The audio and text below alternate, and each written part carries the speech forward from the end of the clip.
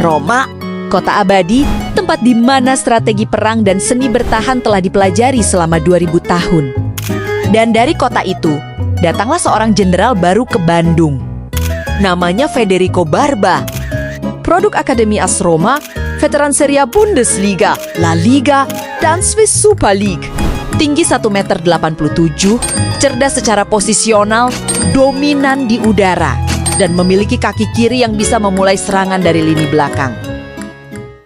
Sejak kedatangannya pada Agustus 2025, Barba telah mentransformasi lini belakang Persib Bandung menjadi tembok yang paling kokoh di seluruh Super League. 24 penampilan, 3 gol sebagai bek tengah, dan yang paling gila, hanya 11 kebobolan dari 22 laga liga. Tapi kisah Barba di Bandung bukan hanya soal statistik. Ini adalah kisah tentang benturan kepala yang dramatis, rumor kepergian yang menggetarkan bobotoh, dan kepemimpinan yang mengubah DNA pertahanan Persib selamanya. Untuk memahami mengapa Federico Barba begitu berbeda dari bek-bek lain yang pernah bermain di Indonesia, kita harus kembali ke akarnya, Roma, Italia. Kota yang melahirkan Totti, De Rossi, dan generasi demi generasi pemain dengan inteligensia taktis luar biasa. Barba memulai sepak bola di usia 6 tahun di Exa Soccer School. Tapi momen yang mengubah hidupnya terjadi saat ia diterima di Akademi AS Roma di usia 15. Ini bukan sembarang akademi. Ini adalah tempat di mana pelatih seperti Andrea Stramaccioni dan Alberto De Rossi membentuk pemain bukan hanya secara fisik, tapi secara intelektual. Dan hasilnya, juara nasional U17 pada tahun 2010, juara Primavera pada 2011, Coppa Italia Primavera pada 2012, dan penghargaan yang paling prestisius, bek muda terbaik Italia pada tahun 2012. Di Akademi Roma, Barba dididik dalam 3 pilar pertahanan Italia: marking, positioning, dan antisipasi. Dia diajarkan bahwa bek hebat tidak perlu melakukan tackle keras setiap menit. Bek hebat sudah berada di posisi yang tepat sebelum bola sampai. Bek hebat membaca permainan 2 langkah lebih cepat dari penyerang lawan, dan filosofi ini dia bawa ke setiap klub yang pernah dia bela, termasuk Persib Bandung. Karier profesional Barba adalah atlas sepak bola Eropa. Mulai dari Grosseto di Serie B Italia, di mana ia belajar tentang kekerasan fisik pertahanan Italia. Lalu Empoli di Serie A, di mana ia merasakan atmosfer liga paling taktis di dunia. 57 penampilan, konsistensi luar biasa di tengah persaingan elit. Lalu Jerman, VfB Stuttgart di Bundesliga, liga dengan intensitas fisik tertinggi. Di sini Barba belajar tentang transisi cepat dan pentingnya stamina di level tertinggi. Spanyol berikutnya, Sporting Gijón 40 penampilan. Di La Liga 2 ia menambahkan kemampuan build up dari belakang yang khas Spanyol. Tapi catatan yang paling menarik perhatian Persib, Como 1907, musim 2023 hingga 2024. Barba adalah pilar pertahanan yang membawa Como promosi ke Serie A. Dan fakta menariknya, Como saat itu dimiliki oleh pengusaha Indonesia. Ini menciptakan jembatan informasi yang memudahkan Persib memantau kualitas dan karakter Barba sebelum melakukan langkah transfer. Koneksi yang tidak diketahui banyak orang. 27 Agustus 2025, Federico Barba resmi menjadi pemain Persib Bandung. Kontrak 2 tahun, status free agent dari FC Sion. Nilai pasar 8,69 miliar rupiah, menjadikannya salah satu pemain termahal di seluruh liga. Tapi angka bukan yang membuat kedatangannya istimewa. Persib, di bawah arahan Bojan Hodak, membutuhkan sesuatu yang tidak bisa dibeli hanya dengan uang, kepemimpinan di lini belakang. Seorang jenderal yang bisa berteriak instruksi, mengatur posisi rekan setimnya, dan menjamin bahwa gawang tetap terjaga. Dan Barba memberikan lebih dari yang diminta. Adaptasinya sangat cepat. Meskipun harus menyesuaikan dengan iklim tropis, gaya permainan fisik Indonesia, dan kultur sepak bola yang berbeda, profesionalisme khas Italianya langsung terlihat. Hodak menyebutnya jenderal lapangan yang bisa dipercaya. Statistiknya bicara. Sejak Barba bergabung, Persib menjadi tim dengan pertahanan terbaik di liga. Hanya 13 kebobolan dari 23 laga. Itu rata-rata setengah gol per pertandingan. Dan di kandang, satu kebobolan saja. 1. Jebela menjadi benteng yang nyaris mustahil ditembus. Jadi apa yang membuat Barba begitu spesial?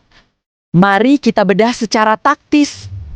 Pertama, dominasi udara. Dengan tinggi 1,87 m, Barba memenangkan mayoritas duel udara di kotak penalti. Ini mengurangi efektivitas strategi long ball lawan yang sangat umum di Super League Indonesia. Kedua, intercept. Barba bukan tipe back yang menunggu lawan datang lalu tackle keras. Dia membaca arah umpan lawan secara dini. Dia sudah bergerak sebelum bola dilepas. Ini adalah inteligensia khas pendidikan Italia yang sangat langka di Liga Indonesia. Ketiga dan yang paling unik, kaki kiri. Dalam sepak bola modern, memiliki bek tengah kidal memberikan keuntungan besar. Barba mampu memberikan umpan diagonal yang akurat ke sisi kanan lapangan. Dia bisa melakukan progresif pass ke lini tengah, memecah garis pertahanan pertama lawan. Ini memberikan dimensi baru bagi serangan Persib. Dan keempat, kepemimpinan. Barba bukan hanya bermain, dia mengorganisir. Setiap pertandingan, kamu bisa melihat dia berteriak instruksi ke rekan setimnya, meningkatkan kepercayaan diri bek-bek lainnya, menjadi mentor bagi pemain muda. Dia adalah alasan utama kenapa pertahanan Persib begitu solid. Dan buktinya di lapangan, nyata. Melawan Madura United 5-0, kemenangan terbesar musim ini. Dan Barba memastikan kemenangan besar itu dihiasi clean sheet. Tapi momen yang paling menguji datang di Surabaya. 2 Maret 2026, Stadion Gelora Bung Tomo, Surabaya. Laga klasik melawan Persebaya dan Federico Bahba. Dia mengenakan ban kapten menggantikan Mark Klok yang absen. Menit 64, momen yang mengguncang seluruh stadion. Benturan kepala yang sangat keras antara Barba dan Catur Pamungkas. Permainan berhenti. Tim medis bergegas ke lapangan. Catur harus ditarik keluar dan dilarikan ke ruang medis. Tapi Barba, meskipun tampak menahan sakit, meskipun terus memegang belakang kepalanya, dia menolak digantikan. Dia tetap di lapangan sampai peluit akhir.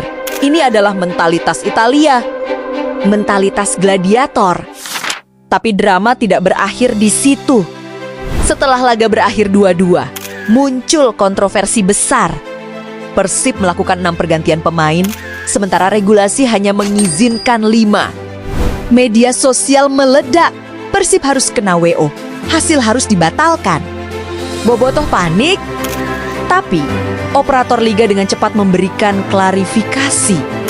Berdasarkan protokol cedera kepala dari IFAB yang telah diadopsi oleh Super League Indonesia, setiap tim diperbolehkan menambah 1 pergantian tambahan di luar kuota reguler jika terjadi insiden cedera kepala yang berpotensi gegar otak.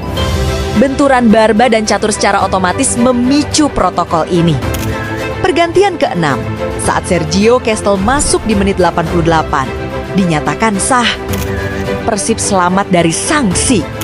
Dan insiden ini menjadi pelajaran penting bagi seluruh publik sepak bola Indonesia tentang evolusi regulasi yang mengutamakan keselamatan pemain di atas segalanya. Tapi di balik kegemilangan performanya, Federico Barba menghadapi sesuatu yang lebih berat dari pertandingan manapun, keluarga.